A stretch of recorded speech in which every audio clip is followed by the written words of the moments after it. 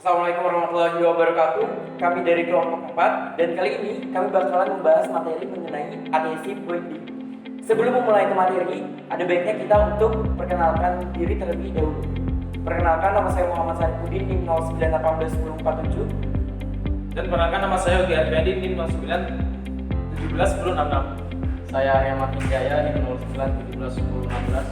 Saya Ganti Kristian NIM 09101730.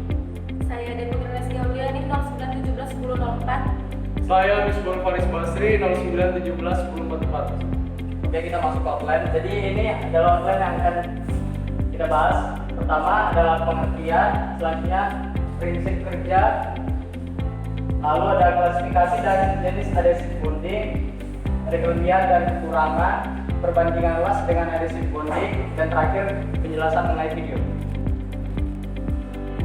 Oke, pengertian dari adhesive bonding. Adhesive bonding adalah suatu proses untuk menyambungkan sesuatu komponen dengan alat perekat. Dan contohnya itu ketika kita merekatkan template pada menggunakan lem perekat.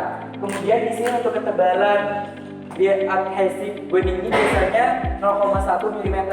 Kemudian ada beberapa hal yang perlu kita perhatikan pada adhesive bonding.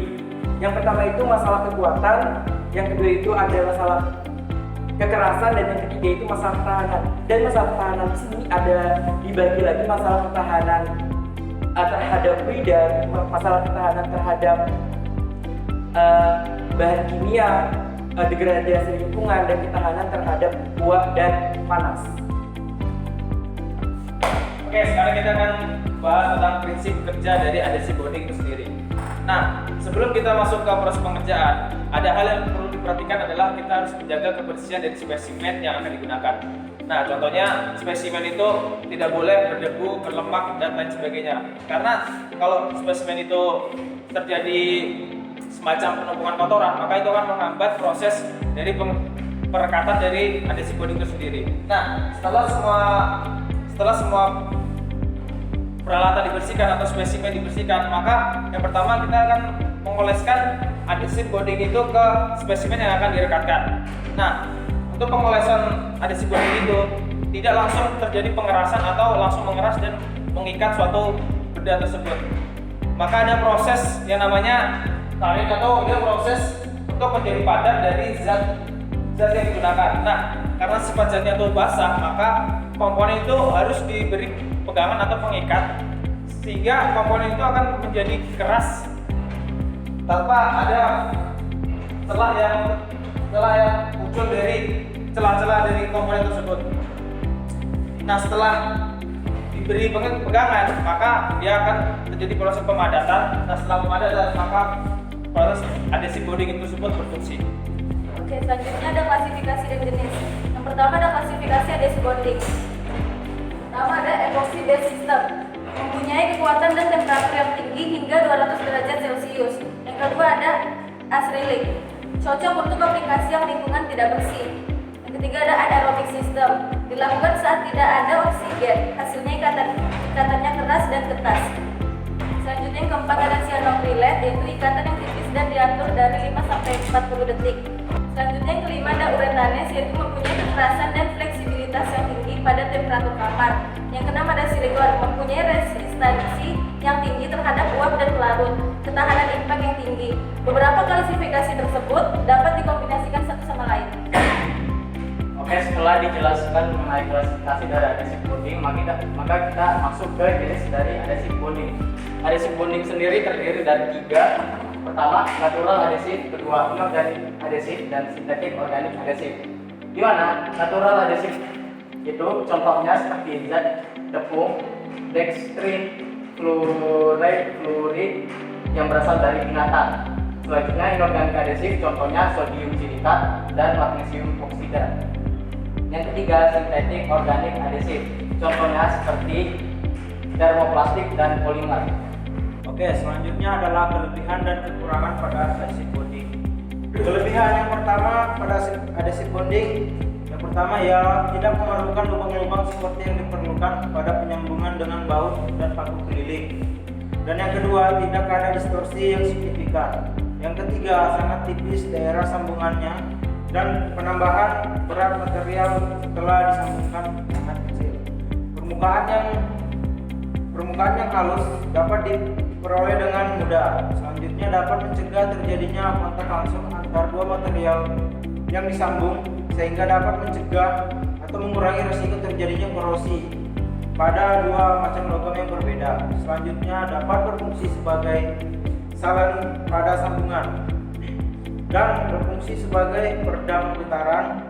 Dan yang terakhir adalah mengurangi biaya produksi melalui desain sambungan yang sangat sederhana, proses sambungan yang lebih mudah, peralatan yang sederhana, dan tidak membutuhkan tenaga kerja dengan keahlian khusus atau tenaga.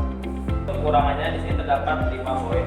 Nah, poin yang pertama yaitu memerlukan perlakuan permukaan sebelum material dapat disambung.